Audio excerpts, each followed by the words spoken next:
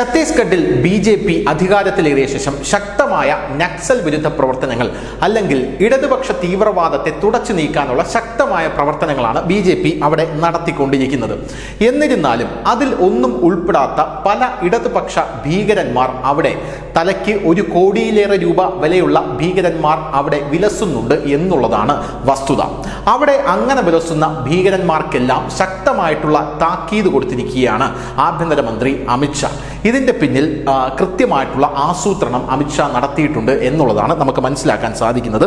ഛത്തീസ്ഗഡിലെ left wing എക്സ്ട്രീമിസ്റ്റുകളുടെ core area, അതായത് ഈ ഇടതുപക്ഷ ഭീകരവാദ പ്രവർത്തനങ്ങൾ നടക്കുന്നതിലെ പ്രധാന ഏരിയകളാണ് ബസ്താർ എന്ന് പറയുന്ന ജില്ലയിലെ സൗത്ത് ബസ്താർ എന്ന് പറയുന്ന പ്രദേശം. ഇവിടെ നക്സൽ വിരുദ്ധ സേന സെക്യൂരിറ്റി ക്യാമ്പ് സ്ഥാപിച്ചിട്ടുണ്ട്. അപ്പോൾ നിങ്ങൾക്ക് തോന്നും അതൊരു സെക്യൂരിറ്റി ക്യാമ്പല്ലേ സ്ഥാപിച്ചത്, ഇതിൽ എന്താണ് ഇത്ര വലിയ വാർത്ത എന്നുള്ളത്.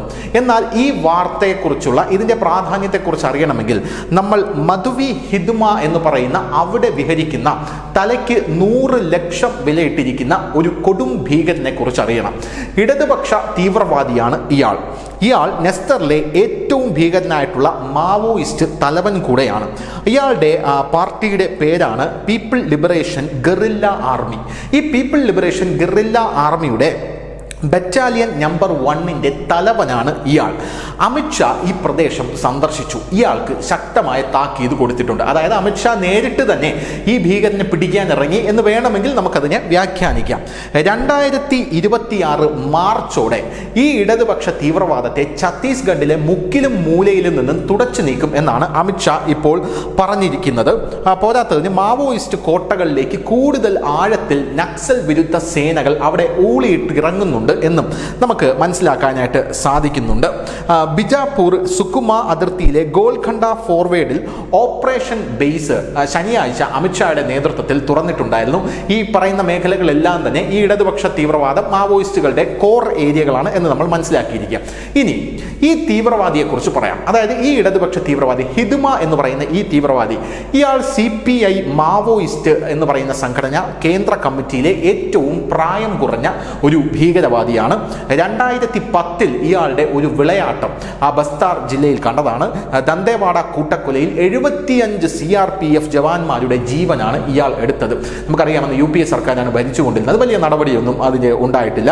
2017 ഇയാളുടെ ഒരു ഭീകര വിളയാട്ടം അവിടെ ഉണ്ടായി. സുക്മയിൽ 2 ഡസനിലധികം പേരുടെ മരണത്തിൽ കലാശിക്കുന്ന ഒരു ആക്രമണമാണ് ഈ ഹിദ്മ എന്ന് പറയുന്ന ഇടതുപക്ഷ ഭീകരവാദി അവിടെ നടത്തിയിരിക്കുന്നത്. പതിയിരുന്ന് ആക്രമിക്കുന്നതിലാണ് ഇയാൾ സൂത്രധാരനായിരിക്കുന്നത്. അതായത് ഗറില്ല വാർ, അതിലാണ് ഇയാളുടെ വൈദഗ്ധ്യം എന്ന് പറയുന്നത്. തലയ്ക്ക് ഞാൻ നേരത്തെ പറഞ്ഞതുപോലെ 100 ലക്ഷം രൂപയാണ് പാരിതോഷികം. പക്ഷേ ഇയാളെ എപ്പോഴും കിട്ടാറില്ല. എപ്പോഴെങ്കിലും പിടിയിലാകും എന്ന് കണ്ടു കഴിഞ്ഞാൽ മറ്റ് ആൾക്കാർ തന്നെ, അതായത് ഇയാളുടെ കൂട്ടത്തിലുള്ള ആൾക്കാർ തന്നെ ഇയാളെ രക്ഷിച്ചു കൊണ്ടുപോകുന്ന കാഴ്ചയാണ് നമുക്ക് കാണാനായിട്ട് സാധിക്കുന്നത്. CPIയുടെ, അതായത് CPI മാവോയിസ്റ്റ് ഏറ്റവും കൂടുതൽ പോരാട്ട പ്രവർത്തനം നടക്കുന്ന യൂണിറ്റായി കണക്കാക്കപ്പെടുന്നത് പമേദ് ഏരിയ കമ്മിറ്റിയാണ്. ഈ ബസ്താർ ജില്ലയിലെ ഈ PLGAയുടെ ബറ്റാലിയൻ നമ്പർ 1, അതായത് ഈ ഹദ്വിയുടെ ബറ്റാലിയൻ നമ്പർ 1 എന്ന കമ്മിറ്റിയുടെ പ്രവർത്തന കേന്ദ്രമായിട്ടുള്ള ഗോലക്കൊണ്ട എന്ന് പറയുന്ന ആ ഒരു പ്രദേശത്താണ് ഇതെല്ലാം വരുന്നത് എന്നുള്ളതാണ് വേറൊരു കാര്യം. ഇനി നമ്മുടെ സൈന്യം ഇയാളെ പൂട്ടാനെടുത്ത നടപടികൾ എന്താണ് എന്ന് നമുക്ക് മനസ്സിലാക്കാം. ഈ ബസ്താർ ഡിവിഷൻ ഉൾപ്പെടെ നാരായൺപൂർ, ദന്തേവാഡ, ബിജാപൂർ, കാങ്കർ എന്നിവ ഉൾപ്പെടുന്ന പ്രദേശങ്ങളിൽ ഈ വർഷം സൈന്യം 25 ഓപ്പറേഷൻ ബേസുകളാണ് സ്ഥാപിച്ചിരിക്കുന്നത്. ഇതോടുകൂടി ഇവരുടെ പ്രവർത്തനം ഏകദേശം 90% നിലച്ച മട്ടാണ് എന്ന് നമുക്ക് മനസ്സിലാവും. ഈ സുരക്ഷാ ക്യാമ്പുകൾ പ്രദേശത്ത് സ്ഥാപിച്ചിരിക്കുന്നത് കൊണ്ട് തന്നെ അവിടെയുള്ള ഗ്രാമവാസികൾക്ക് ഒരു ആശ്വാസമാണ്.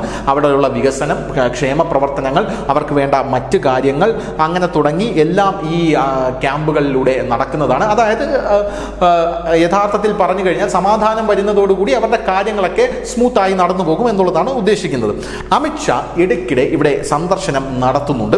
2026ഓടെ ഈ LWE പൂർണ്ണമായും പിഴുതെറിയുമെന്നാണ് അമിത്ഷാ പറഞ്ഞിരിക്കുന്നത്. ഈ ഭീകരനെയാണ് ഇപ്പോൾ അമിത്ഷാ ലക്ഷ്യമിട്ടിരിക്കുന്നത് എന്നും മനസ്സിലാകുന്നു.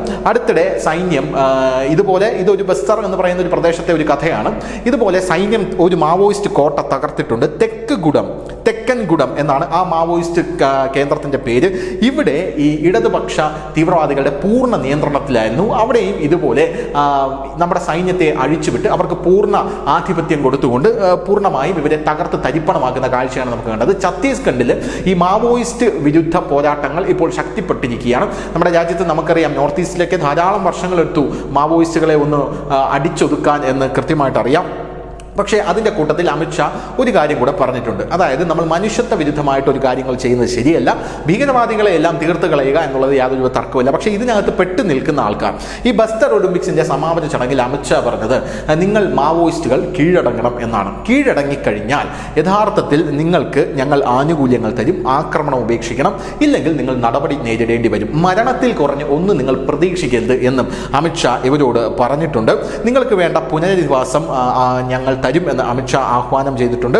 ആക്രമണത്തിന്റെ പാത ഉപേക്ഷിക്കൂ, നിങ്ങളുടെ പുനരധിവാസം ഞങ്ങൾ ശ്രദ്ധിക്കും, ഇല്ലെങ്കിൽ കീഴടങ്ങാനുള്ള ഞങ്ങളുടെ അഭ്യർത്ഥന അവഗണിക്കുകയും സുരക്ഷാ സേനയുടെ ദൃഢമായ നടപടി നിങ്ങൾ നേരിടുകയും ചെയ്യും എന്നാണ് അമിത്ഷാ പറയുന്നത്. പോരാത്തതിന് അമിത്ഷാ പറഞ്ഞിരിക്കുന്നത് നിങ്ങളോട് കീഴടങ്ങാൻ ഞാൻ തൊഴുകൈകളോടെ അഭ്യർത്ഥിക്കുന്നു എന്നുമാണ്. News desk, news India Malayalam.